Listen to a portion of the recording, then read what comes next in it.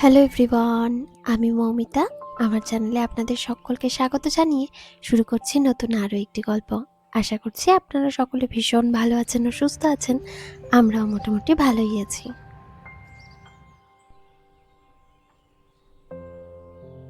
ঘড়ির কাঁটায় এখন প্রায় 10:30-11টার মতো বাজে, আর আজ হচ্ছে শুক্রবার। গতকাল ইভানের পাপাই এই যে বৃহস্পতিবারে পুজোর জন্য ফুল এনেছিল, তাড়াহুড়ো করে পুজো করতে গিয়ে এখান থেকে কয়েকটা ফুল ছিঁড়ে নিয়েই পুজো করেছি। আর এই বুকেটাকে একটু সুন্দর করে ভাসের মধ্যে লাগানো হয়নি। আজকে পুজো করে তারপরে এই যে ভাবলাম যে না, এবার ফুলগুলোকে একটু সুন্দর করে সাজিয়ে নিই, তা না হলে ফুলগুলো খুব তাড়াতাড়ি নষ্ট হয়ে যাবে। আর কি বলুন তো, এখানে ফুলের দাম এত বেশি যে আমার তো মাঝে মধ্যে পুজো করার সময় মনে হয় টুক করে বাড়ি চলে যাই, বাড়ির গাছ থেকে জবা, টগর, গাঁদা, অপরাজিতা সব কিছু অল্প অল্প করে তুলে নিয়ে চলে এসে পুজো করি। কিন্তু কি আর করা যাবে, তা তো সম্ভব নয়।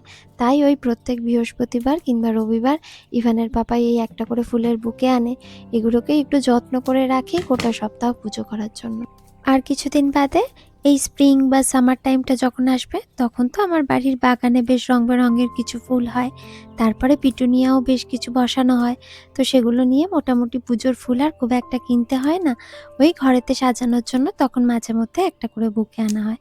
আর তারপরে আমার বাগানে ব্লুবেল বলে একটা ফুল হয় এখানে, বেশ সুন্দর দেখতে।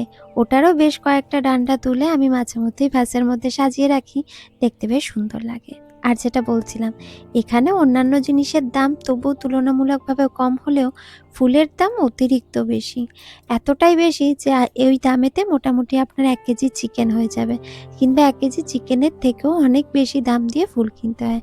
আবার ধরুন স্পেশাল যে দিনগুলো থাকে, যেমন ধরুন mother's day, father's day, Valentine's day, সেই সময় এক একটা বুকে তো 15 পাউন্ড, 20 পাউন্ড, 22 পাউন্ড এই রকম দাম পাওয়া যায়।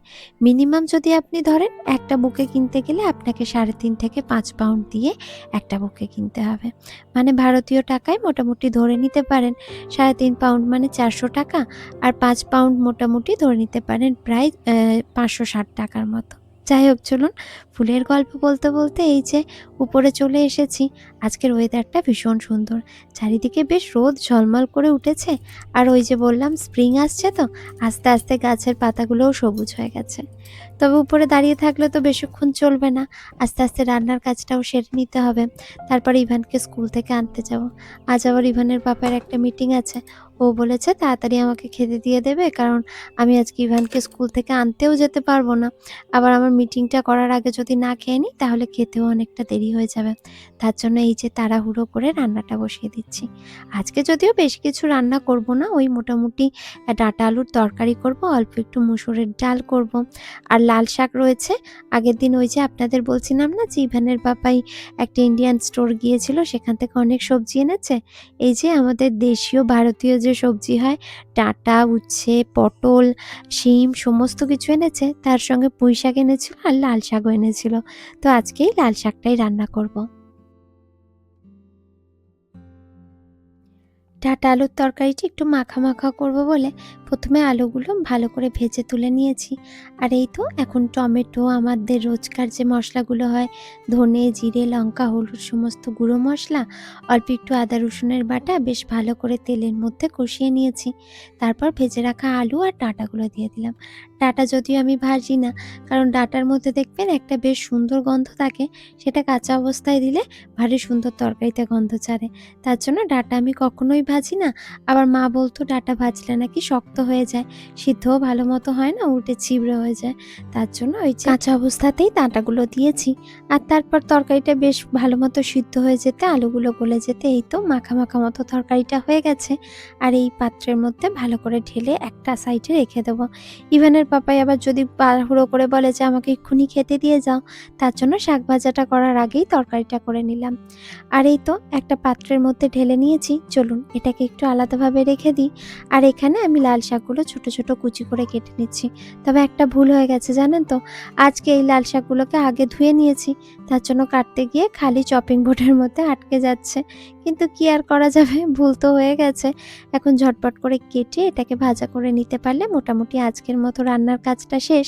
আর ওদিকে কি বলুন তো, ভাত করার সময় মুসুরির ডালটাও বসিয়ে দিয়েছিলাম, তো ওটাও হয়ে গেছে।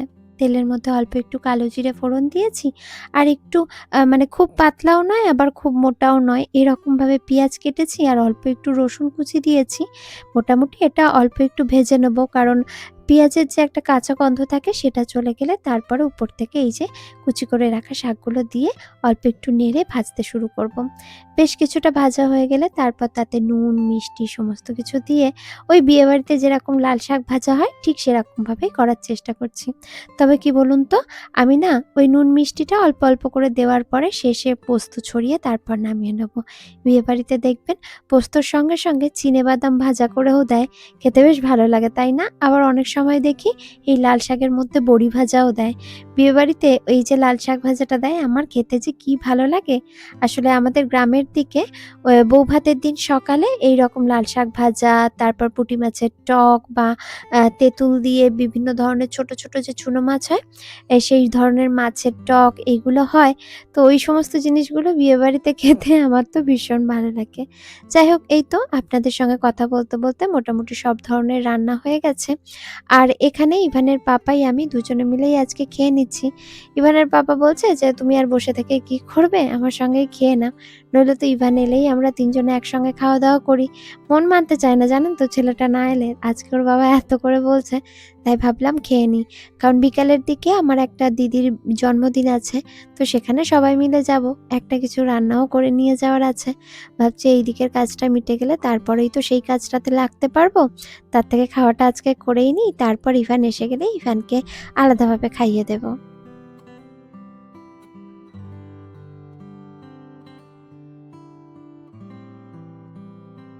খাওয়া-দাওয়া শেষ করে নিয়ে তারপর রেডি হয়ে বেরিয়েছি ইভানকে আনতে যাওয়ার জন্য।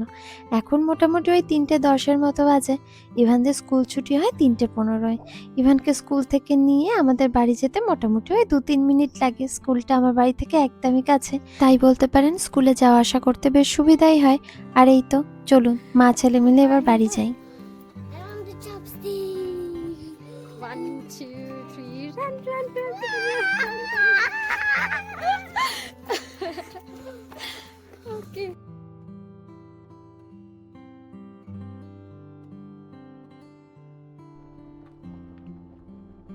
বাড়ি ফিরে ইভেনকে খাইয়ে দাইয়ে তারপর ওকে একটু ঘুম পাড়িয়েছি।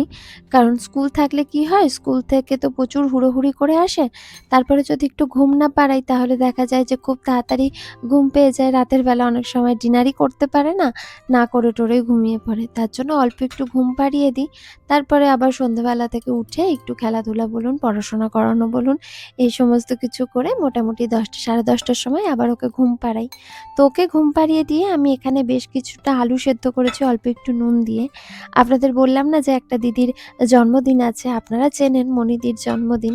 তো সেখানে যাব, সবাই অল্প অল্প কিছু খাবার-দাবার বানিয়ে নিয়ে যাচ্ছি। কারণ প্রত্যেকদিন আমাদের মেয়েদের তো নিজেদেরকে খাবার-দাবার বানানো করা হয় সবার জন্য বলুন বা আ বাড়িতে মোটামুটি আমরাই তো খাবার-দাবার বানাই। তো আজকে আমরা ঠিক করেছি যে মনিদিকে আজকে একদম ফ্রি দেওয়া হবে, যে আজকে আর বাড়ির কোনো কাজ নাই, রান্না-বান্না নাই। আমরা সবাই রান্নাবান্না করে আনবো, তুমি শুধু খাওয়া-দাওয়া করবে। তো যে সময় জন্মদিনটা ছিল সেই সময় পুজো ছিল। আর পুজোতে ওনারা ভেজ কিছু খেতেই পছন্দ করেন, ননভেজ কিছু খান না। তাই আজকে আমরা সবাই মিলে ভেজ কিছু কিছু আইটেম বানিয়ে নিয়ে যাবো। তো আমি কি ঠিক করেছি, একটু আলুর চাট যেটা হয় আলু কাবলির মতো করেই একটু আলুর চাট বানিয়ে নিয়ে যাবো। তার জন্য ওই যে অল্প অল্প করে গাজর, ধনেপাতা সমস্ত কিছু ছোট ছোট করে কেটে নিয়েছিলাম, শসা আর আলু সিদ্ধ করে নিয়েছি। আর ২ দিন আগে থেকেই একটু যে মটর কড়া হয়, মটর কড়াই ভিজিয়ে তারপর সেটাকে ছেঁকে রেখে দিয়েছিলাম। কলা বেরিয়ে গেছে। তো খেতে বেশ ভালোই লাগবে। ছোলা দিলে ভালো হতো, তবে আমার কাছে ছোলা ছিল না তাই দিইনি। আর এই তো তেঁতুল ভিজিয়ে রেখেছিলাম। তেঁতুল দিয়ে যে একটু কাই মতো করে নিয়েছি আলু কাবলিতে যেরকমভাবে দেয় ঠিক সেইভাবে দেওয়ার জন্য। অল্প একটু বিট নুন দিয়েছি। তারপর আমাদের যে ভাজা মসলা হয় সেই ভাজা মসলাও দিয়েছি। আসলে আপনারা অনেকেই জিজ্ঞাসা করেছিলেন যে ভাজা মসলাটা আমি কিভাবে বানাই। তো নেক্সট কোনো ভিডিওতে আপনাদের সঙ্গে সঙ্গে এই রেসিপিটা আমি শেয়ার করব। আসলে অনেক দিন থেকেই এই রিকোয়েস্টটা আসছে জানেন তো, ওই আমের চাটনির একটা শর্টস আমি শেয়ার করেছিলাম, তাতে অনেক রিকোয়েস্ট রয়েছে, তবে টাইমই হয়ে উঠছে না। আর এই মশলাটা শেষ না হওয়া অবধি আবার নতুন করে মশলা বানানোও সম্ভব নয়, অনেকটা হয়ে যাবে, আর বেশি দিন মশলা বানিয়ে রেখে দিতেও ভালো লাগে না। তো তার জন্যই নেক্সট এই তো মোটামুটি শেষ হয়েই এসেছে, আর কিছুদিনের মধ্যেই যখন বানাবো তখন আপনাদের সঙ্গে শেয়ার করব। আর এই তো মোটামুটি অল্প একটু মানে মটর কড়াই, ধনেপাতা আর উপর থেকে একটু মশলা বোঁদে ছড়িয়ে দিলাম, যাতে দেখতে বেশ সুন্দর লাগে তার জন্য। আর এখন ঘড়িতে 5:30-6টার মতো বাজে। আমি আলু কাবলিটা বানিয়ে তারপর নিজে একটু রেডি হয়ে নিয়ে বেরিয়ে পড়েছি দিদির বাড়িতে যাওয়ার জন্য। মোটামুটি সন্ধে হয়ে এসছে, তার জন্য সন্ধেও দিয়ে দেওয়া হলো। অল্প একটু সবাই মিলে আরতি ভজন করে নিয়ে ঠাকুরের থেকে আশীর্বাদ নেওয়া হলো। জন্মদিন মানে তো আমাদের বাঙালি কালচার বলুন বা আমাদের হিন্দু ধর্মে একটু ভগবানের কাছ থেকে আশীর্বাদ নেওয়া, বড়দের থেকে আশীর্বাদ নেওয়া, এগুলো তো আমরা করেই থাকি, তাই না? আর তার সাথে সাথে মনিদি ঘরের প্রত্যেকটা কর্নার খুব সুন্দর করে সাজিয়ে রেখেছে, সেটারই এক ঝলক আপনাদেরকে দেখালাম। আর এই হলো বার্থডে কেক, আমার অন্য একজন বান্ধবী এটা বানিয়েছে। চলুন আজ সবাই মিলে একসঙ্গে মনিদির জন্মদিনটা সেলিব্রেট করি, আর তার সাথে সাথে আপনাদের সঙ্গেও এই সুন্দর মুহূর্তটা শেয়ার করে রাখি।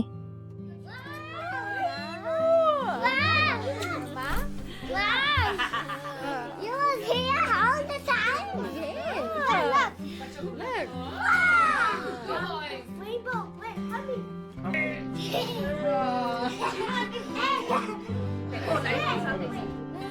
संचिता वो कैमरे के साथ लेना। गुड गुड सामने लगा लाइट ऑफ कर नहीं तो देखो कैमरे के साथ अच्छा आ जाएगा जल्दी में। Happy birthday to you. Happy birthday to you. Happy birthday dear Moni. Happy birthday to you.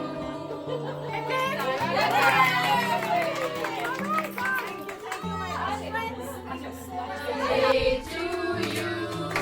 Happy birthday to you. Happy birthday, dear Moni. Happy birthday to you. May God bless you. May God bless you. Happy birthday, dear Moni.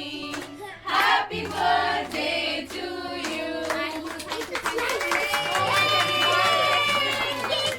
Happy birthday. Happy birthday. Purple colour है। हाँ मत करो पीछे कर लो, बाल पीछे कर लो। नहीं बाल पीछे कर लो, बाल पीछे। और अच्छा लगेगा। It's okay, touch up कर ले। थोड़े की Happy birthday, thank you so much. Thank you.